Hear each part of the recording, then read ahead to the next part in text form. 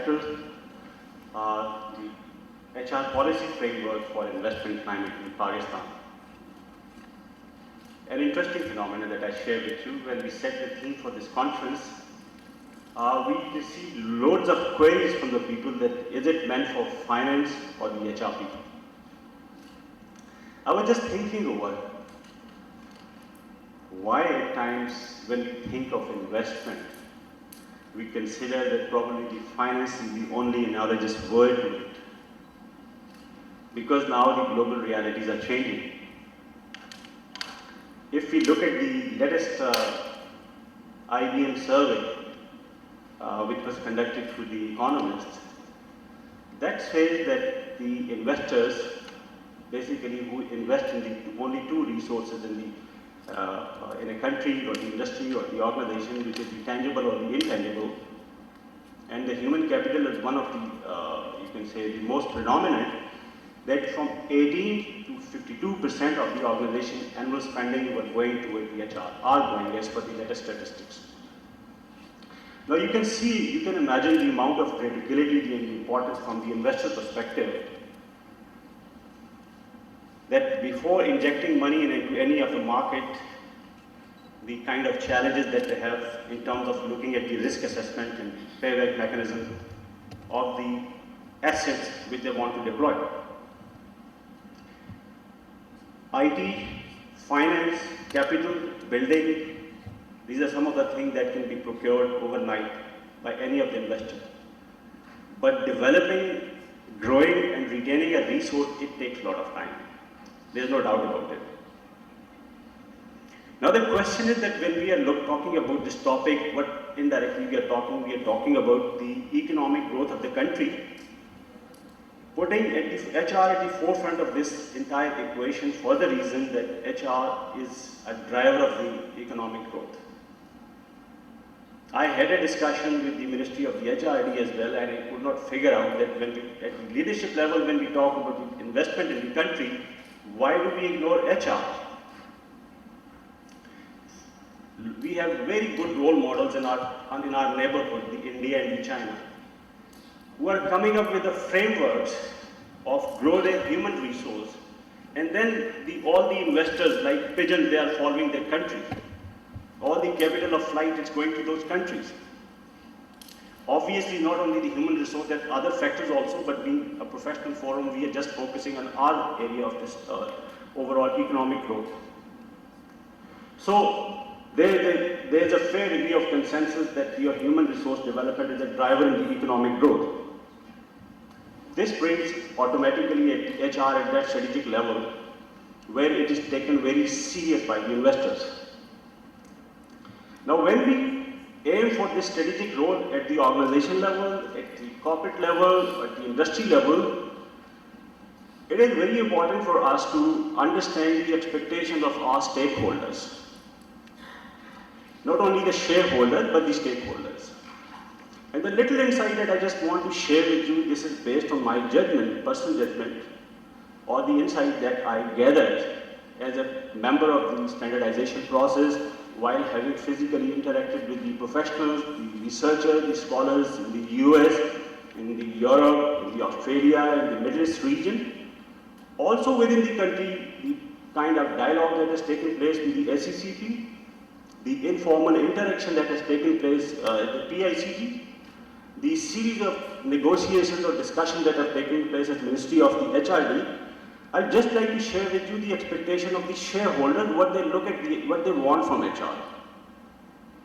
Our first and the foremost stakeholder is our employer or the shareholder. Shareholder has a very clear expectation. They want a return on their investment. Now the question is that under the Corporate Governance Law 2012, when we go to the board with some HR business case, this is a question for us. Do we use those frameworks where we can satisfy the needs of the stakeholders? Because currently in the global market, there are tools that you can use NPV, net present value, future value, internal rate of return, payback mechanism to see return on your investment in any part of the HR, may it be the compensation, may it be the SHRM-SCP, may it be the daycare center, may it be the employee engagement index. And there's a research on that account that 3% of the organizations in the world are using these tools to justify the investment in the HR from the financial perspective. 97% are not doing it. And the productivity index of that 3% of the organization is double than the industrial average. Now this is a food for thought for us that how can we satisfy the needs of the stakeholder at that level by using these tools.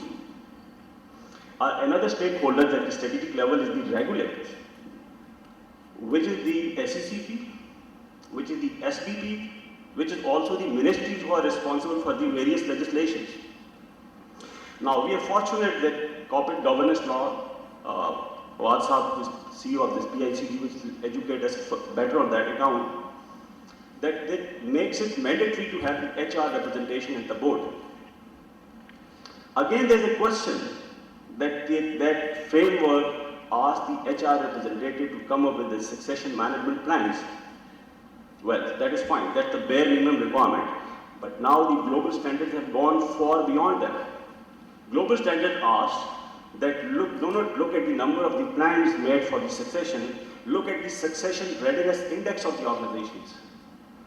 When you say that these are the critical positions, what percentage of the overall position the organization is capable of fulfilling at the short notice? Not only the succession readiness index, your internal hiring index, your leadership depth index, your retention index, your human capital investment index. So the point is, again, this is a food for thought for us, that being a board, we are assuming a strategic role in the organizations. We don't have to go to the board with the strategic stories, normal stories that the HR, the business people feel that there is no end to it. So we have to do away with these stories and come up with certain explicit number, something which is easily understood by those people. Third thing, our stakeholder is our employee. Stakeholder. Now what the employee expects from the HR? Transparency and objectivity of the HR practices. You know it better to what extent our practices are transparent and objective. Simply ask this question from yourself. That pick up any of the process in finance, like maybe posting an entry or reconciliation of accounts, and ask 10 HR people, how do you carry out this transaction? Not HR people, finance people. The likelihood is that 10 finance people are going to give you an identical reply. But if you are 10 HR people, how do you classify? Do you go for the performance management or hiring or training of an employee? Even in the same sector, you will find 10 different people having 10 different answers. So that is a food for thought for us to go towards the standardization, and you are fortunate to have that Pakistan is among the first 12 countries in the world, first one from the South Asia, who got access to that elite club which is responsible for developing the HR standards worldwide. I personally happened to attend a meeting at Washington, at Melbourne, and the last meeting was Netherlands, and we are trying to play a very active and positive role over there to bring to harmonize and to create uniformity in the HR, not the methodology, how the HR is being conducted in the organization. There is a lot of flexibility, but a consistent way of doing it, and particularly the key performance indicators when you perform certain functions. It's up to us now, to the whole HR community, how quickly we integrate ourselves with this process. That is the requirement of the employee. Fourth stakeholders is basically ourselves, the HR practitioners. Again, we have to do a self-assessment that where do we stand? Right from entry into this profession up to the exit point, carry out a self-assessment and see how the induction in the HR takes place. I'm sorry, I'm not discouraging someone, and please excuse these remarks. In 90% of the cases, you ask people why you are in HR, they come up with a clear answer, I cannot handle finance, I'm not good in marketing, or I'm coming to the HR. So that is the reason that we promoted a dialogue on industry-academia linkage. Do we have some quality filters, or is it just a residual function? Anybody who doesn't fit in anywhere will come to the HR now. We cannot produce quality, we have to have we have to have a structured career development mechanism through this process of standardization for the HR people, and also give up this concept that HR is a holiday resort. That means that you want to send somebody for a picnic to put the person on the training. We have to see where the rest of the world, the countries, like I gave an example of even in China and India, their HR practices and legislations are now becoming curriculum of the HR certification in the USA. And they say, for example, we talk about the training, they don't look at the number of training hours, they don't look at the number of the training participants, they look at the training transfer to workplace index, business performance improvement index, training ROI. These are the output measures. So again, this is a food for thought for us to bring a paradigm shift in all together and look at the needs of the stakeholders and the shareholders, and come out from this methodology of sharing the inputs and going to the boards with the number of the people trained, number of people hired, number of the surveys conducted, look how we are hitting the bottom line. And let me show you now there are tools, financially acceptable tools, which can be used, which can convert this friend and foe relationship from the finance and the HR into the very friendly relationship.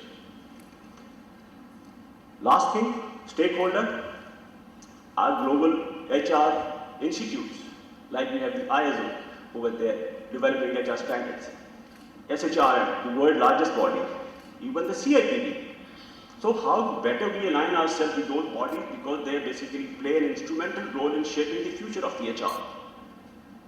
Again, we are unfortunate over here. You talk about the engineering, you have the one institute and one body, Pakistan Engineering Council. You talk about the doctors, they have a one medical association. You talk about the accountants, you have one ICAP. But if you talk about the HR, in every nook and cranny, we've got so many fragments of the HR forum, I fail to understand where we are ending up. We need a professional association in the country with a unified voice. It's kind of business that we should have more competitions. We need to have one professional association to talk about it. So, whatever that I have highlighted so far, the aim is not to bring about the issues, because highlighting the issues is very easier. We listen to a lot of speakers on the Capital Talk in the evening. The point is also to come up with certain resolution strategy. Very briefly, I would like to share with you that it took us 7 years to create a forum of international standing in this country after a lot of rigorous efforts. Because on the global state map, honestly, let me tell you, Pakistan stands nowhere. So now Pakistan is one of those 11 global forums, then you put it on your CV, you need not introduce yourself, to whom do you belong.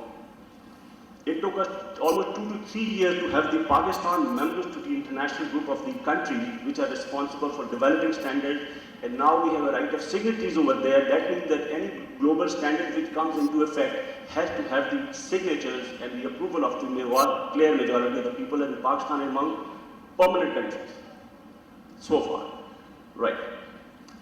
Third thing, it has Nadeem Hussain is a witness to it, and we have formed. He is also a member of the Business Advisory Council. Whatever we are doing it, we are not doing it from the HR perspective. We want a cross-validation from the business people. And we want that whatever standards we are doing, anything that we are working, that should let us know where we are faulty and correct us. We have formed a Business Advisory Council within the country. It's a mix of almost so far 11 CEOs, selective CEOs. We're trying to balance out the representation from the various sectors for a cross-learning perspective. And so far, this forum is not fully mobilized, but because we are just in the process of consolidation, we'll be trying to use it more active. For the standardization, we had yesterday a meeting that's now so far, by the grace of God, a group of 70 plus HR heads trying to create a very active role. Also, you'll be glad to know that 5 CHROs, Chief Human Resource Officers from the various companies now become member of the global hub of the CHROs. Basically, this is an umbrella which is going to operate worldwide, and they're going to connect regions, shaping the future of the HR. And also at the technical level, various forum and events that we are conducting, conferences, just to bring more professionalism. Not only the networking is a byproduct of all these events, but basically creating professionalism. And it is my request to each one of you to, make it a word of mouth in the market and propagate this thing. And if you're really convinced that these are the tangible efforts which can help you and the profession and all of us in moving forward and add certain service and value to this community, then try and join us. Before I conclude, thank you so much once again. I'm grateful to all the team members and particularly who have helped us in this complete evolution process, and also the companies who have sponsored this conference, including the Angro, Hubco, Gascon Engineering, Allied Bank, Khushhali Bank, DH Fertilizers, Pakistan Petroleum. And I'm sure you have a very good day, but we have a diverse mix of speakers. Thank you all. Very briefly, have certain questions, so I can tackle it.